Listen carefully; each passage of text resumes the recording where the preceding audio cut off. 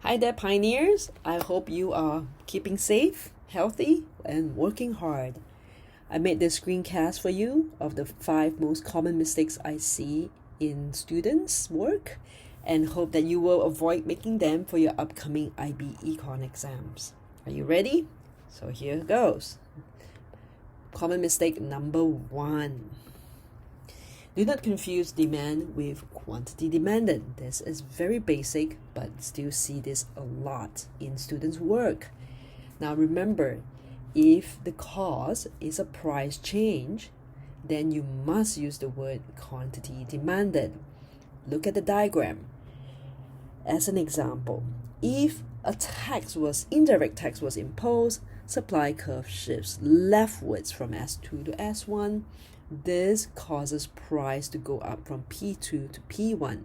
Now, what happens is then the quantity demanded drops from Q2 to Q1.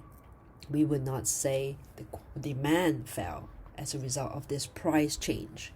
The same would apply for supply and quantity supplied. I know you know this, just be careful in your exams, all right?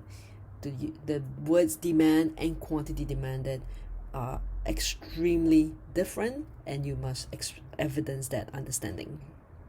Next, Keynesian full employment level, remember, is at the second section here and not the vertical section here.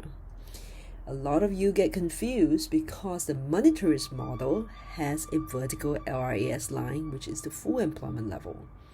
However, for the Keynesian model, this is not true. The reasoning is this. It is possible to use up all your labor, all your machineries, which is your capital, at the full employment level. However, it is still possible, right, to have people work overtime, to run your machines 24 hours, etc. And it is possible to squeeze out of all these inputs or factors of production so that you have an increase in real GDP. Of course, with that, you will begin to see a rise in prices as people ask for overtime pay or when machines starts breaking down. So another thing to note is that when your label must say real GDP and not just GDP or output. Common mistake number 3. When we say investment in economics, please note it is not the buying of shares on the stock market, which is actually that's right, savings, which is a leakage from the economy. When we say investment, it is always about adding to the capital stock. Now, who are the stakeholders who are investing? They would be firms and governments, possibly also MNCs through their FDIs. And so this is the reason how we would explain why the 80 curve shifts to the right through an increase in investment, which is one of the components of the aggregate demand curve. Mistake number 4. Never say that transfer payments are part of fiscal policy, because they are not. Transfer payments are automatic stabilizers because no actual goods and services were exchanged. You therefore cannot say 80 curve shifts from 81 to 82 because of transfer payments. That is technically not correct.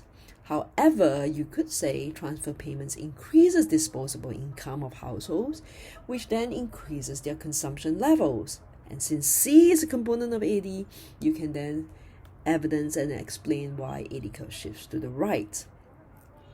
Fiscal policy just involves government expenditure, G, and taxation. And again, you remember, taxation doesn't directly affect AD. It affects AD through its impact on consumption and investment levels. Lastly, remember that tariffs actually do not increase cost of production for foreign producers, so you cannot use this to explain the changes. The reason why there is a shift of the supply curve is not cost of production, it's just the additional tax, which is the tariff. Now this tax,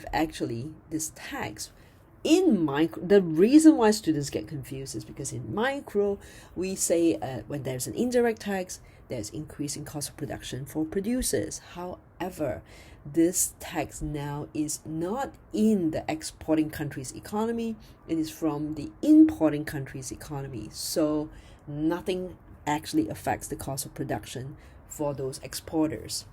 The tax is fully borne, the incidence of tax, by the importing country's consumers.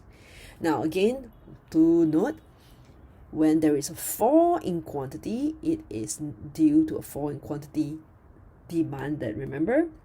Because there is a change in price, not demand, quantity demanded. Lastly, do note too that your supply curve must be labeled appropriately. This is not a price line, so it is actually a true real supply curve. So definitely has SW or whichever country your case study is about.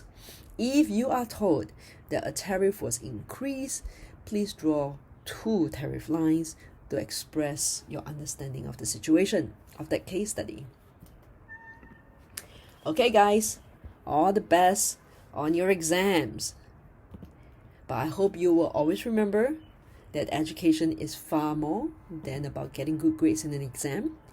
Freire says education as the practice of freedom. So let's continue to learn in order to make this world a better and more peaceful place. Take care.